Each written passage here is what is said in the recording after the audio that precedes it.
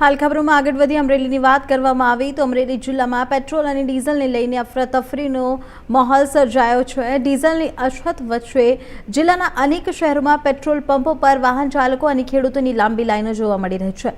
અમરેલી જિલ્લાના વડિયા, સાવરકુંડલા અને બાબરા સહિતના વિસ્તારોમાં પેટ્રોલ પંપો પર વાહનોની લાંબી કતારો લાગી છે। ખેતીની મોસમ વચ્ચે ડીઝલની અછત ઊભી થતાં ખેડૂતો ભારે પરેશાન બન્યા છે। ડીઝલ મેળવવા માટે ખેડૂતો ટ્રેક્ટર અને પ્લાસ્ટિકના કેરવા લઈને વહેલી સવારથી જ પેટ્રોલ પંપો પર પહોંચી રહ્યા છે। અનેક સ્થળોએ વાહન ચાલકો અને ખેડૂતો કલાકો સુધી લાઈનોમાં ઊભા રહેવા મજબૂર બન્યા હતા। સ્થાનિકોને જણાવ્યા મુજબ કેટલાક પેટ્રોલ પંપો પર મર્યાદિત જથ્થો ઉપલબ્ધ હોવાથી ગ્રાહકોને 1000 થી 2000 રૂપિયાનું જ ડીઝલ આપવામાં આવી રહ્યું છે, તો જેના કારણે લોકોમાં ચિંતા અને રોષનો માહોલ જોવા મળી રહ્યો છે।